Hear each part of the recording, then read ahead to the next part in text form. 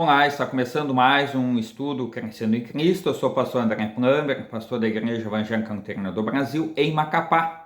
E hoje nós vamos estudar um texto de Êxodo, capítulo 20. Nós vamos ler no texto e vamos comentando alguns versículos, falando para que a gente também possa crescer no entendimento da palavra de Deus. Esse texto é muito significativo, pois ele nos traz a visita, ou nos relata a visita de Jetro, sogro de Moisés, para Moisés, quando este já tinha saído com o povo de Israel, do Egito, e estava em torno do Monte Sinai. E é interessante nós observarmos que aqui também começa, ou a sugestão de Jetro promove o surgimento de apoiadores para Moisés, ajudantes para Moisés, para que este, então, não se canse sozinho no trabalho do Senhor, mas que mais pessoas possam ser envolvidas. Algo muito semelhante acontece em nossos dias, quando em nossas congregações as lideranças apoiam o trabalho do pastor. E é importante nós observarmos que nós temos bons líderes que muitas vezes precisam ser chamados também para desenvolver esse trabalho, ou pessoas que já têm um certo conhecimento precisam opinar, sugerir que sejam considerados novas lideranças. Que Deus abençoe, e nós vamos então começar esse momento de estudo, encerrando ele com uma oração, tá bom? O texto diz assim: Jetro, o sacerdote de Midian e sogro de Moisés, soube de tudo que Deus havia feito por Moisés e pelo povo de Israel. E soube também como o Senhor havia tirado do Egito os israelitas. Vejamos, já sabemos, então, já falamos que Jetro é o sogro de Moisés. Diz o texto que ele é sacerdote de Midian. Midian, ou os midianitas, né? São os descendentes de Midian, que por sua vez é filho de Abraão com a sua concubina Quetura. Essa informação está registrada em Gênesis capítulo 25.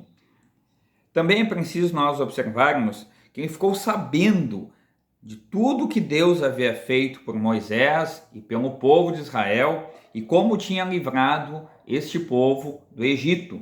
E aí nós precisamos observar que Deus, de maneira esplendorosa, tira o povo de Israel das garras de Faraó.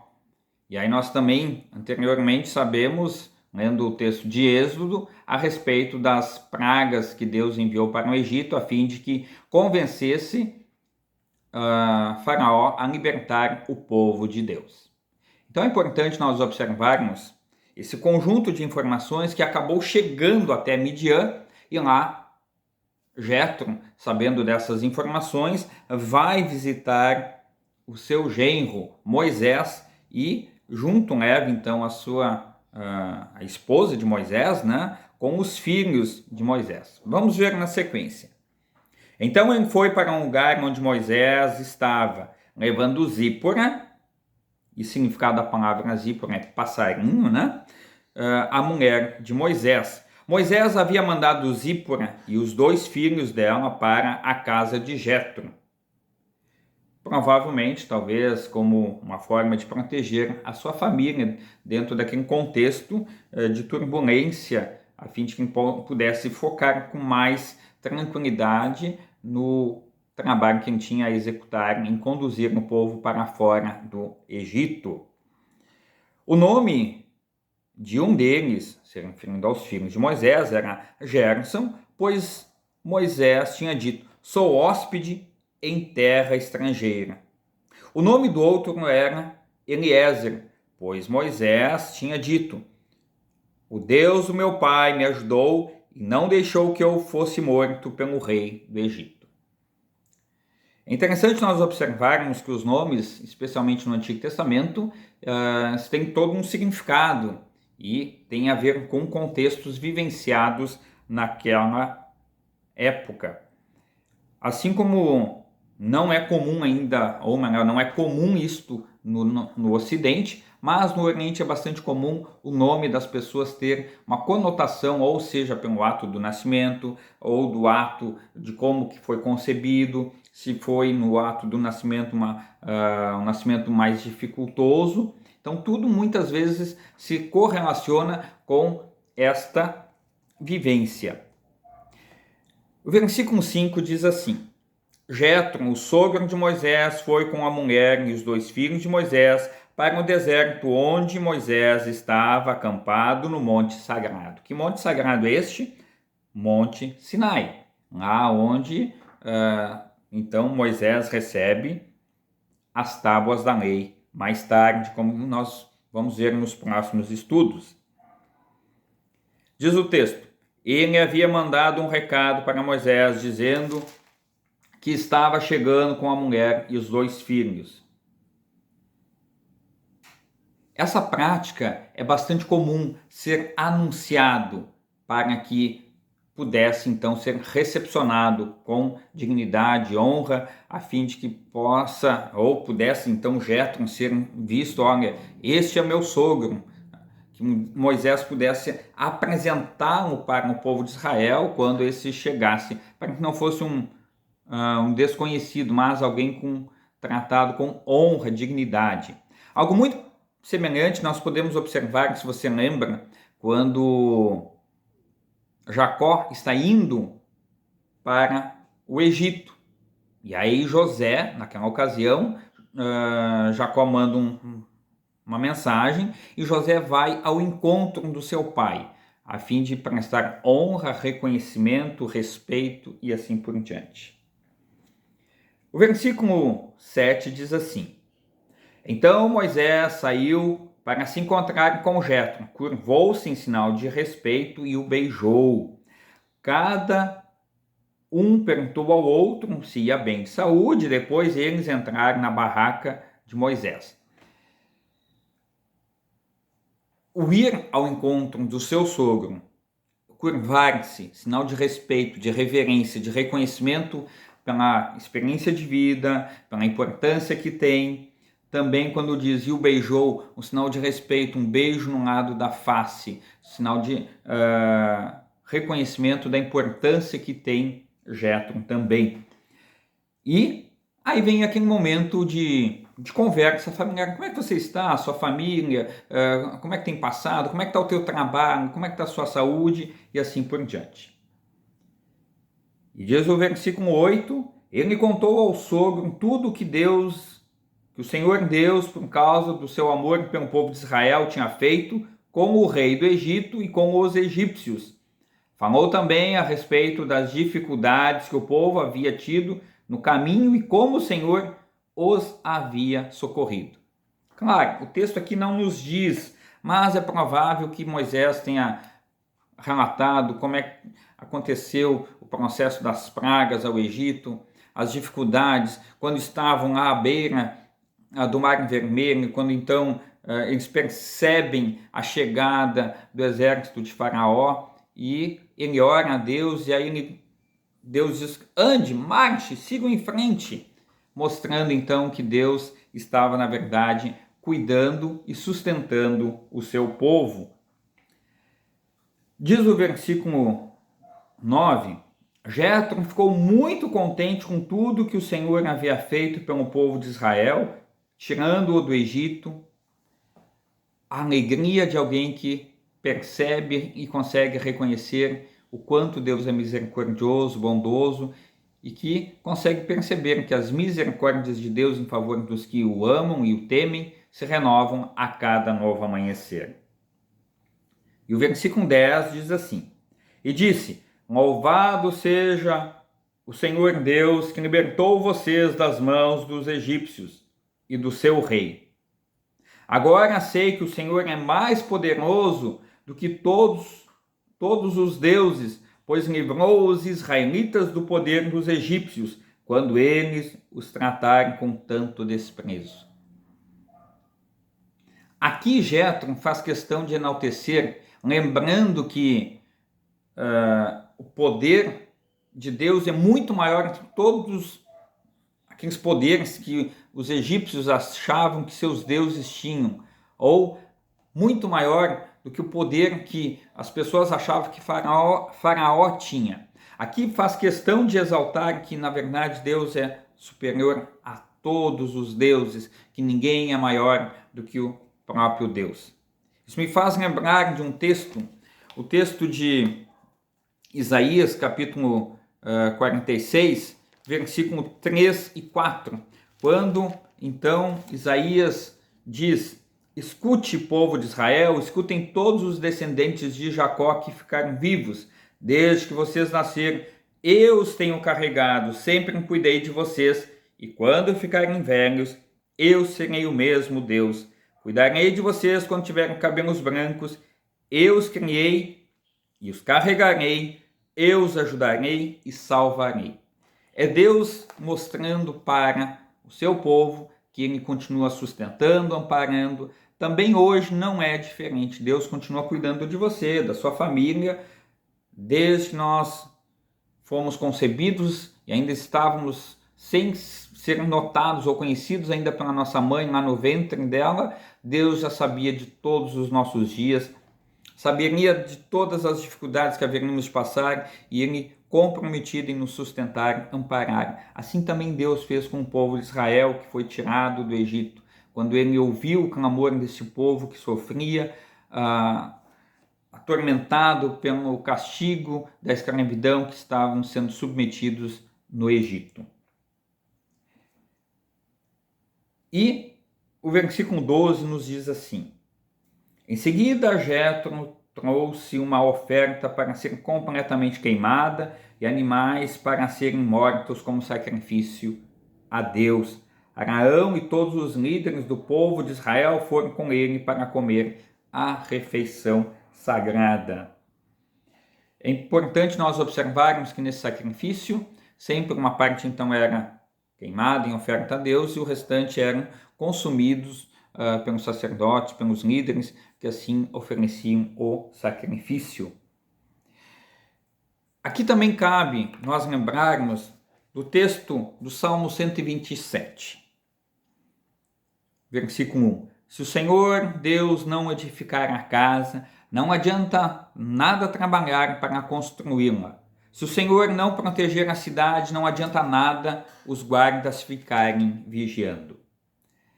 É preciso que a gente também reconheça nos nossos dias o cuidado de Deus.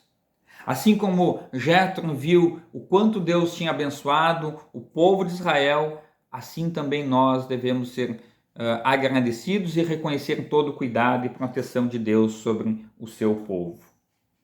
Meus amados irmãos, o versículo 13 de Êxodo, capítulo 18, diz assim: no dia seguinte, Moisés sentou-se para julgar as questões do povo e ficou ocupado desde a manhã até a noite. Parece-nos que o trabalho de Moisés, como sendo um líder chamado por Deus para libertar o povo, estava bastante pesado. Assim como em muitas congregações, as congregações deixam o trabalho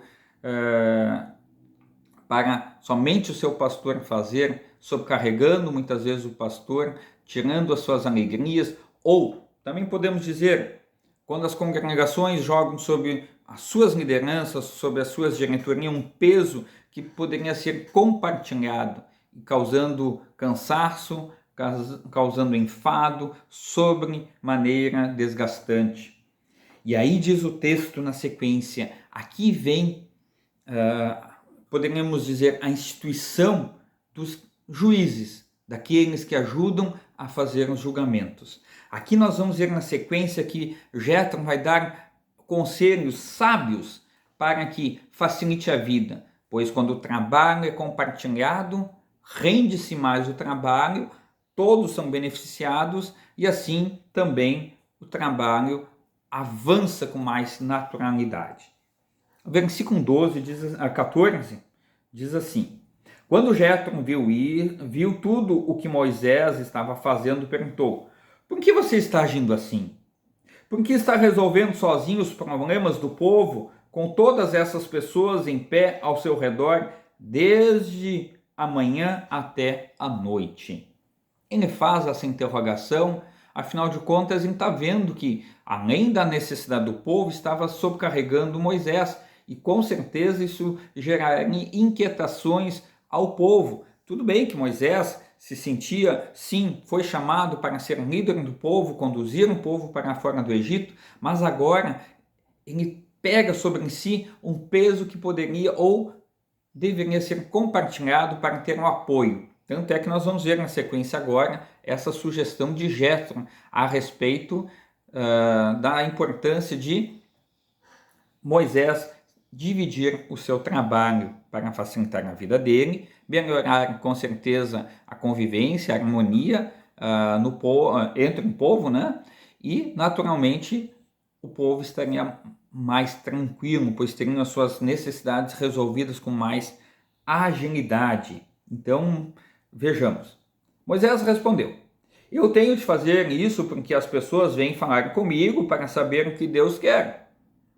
Quando duas pessoas têm uma questão, elas vêm falar comigo para que eu resolva quem está certo e explique os mandamentos e as leis de Deus a todos. Então Jétro disse: o que você está fazendo não está certo. Aqui Jétro ousadamente diz: olha, Moisés, tudo bem que tu tirou o povo do Egito, tu é o líder reconhecido do povo, aquele que libertou esse povo da escravidão, mas olha como o povo é grande. Você não vai dar conta de atender às necessidades de todos. O que você está fazendo não está certo. Todos os dias pessoas vão ter questões para resolver e você sozinho não vai conseguir. Isso com certeza não era uma boa administração do tempo. Olhando nesse sentido, dá para a gente pensar naquilo que acontece depois em Atos. Quando os discípulos lá tinham, no começo da igreja cristã, tinham a função de também cuidar da divisão dos bens para que as pessoas lá em Jerusalém tivessem alimentos. E aí eles começam a se dar conta que isso estava sendo um peso. Então eles escolhem 7 auxiliares. Isso lá no Novo Testamento, no livro de Atos. Também algo muito parecido acontece aqui. Jétro viu que Moisés estava ficando muito cansado. Isso não estava sendo bom para o povo, muito menos também para Moisés, que em vez de fazer o seu trabalho com alegria, estava se cansando demais. Diz o texto do versículo 18 em diante: desse jeito você vai ficar cansado demais e o povo também. Isso é muito trabalho para você fazer sozinho.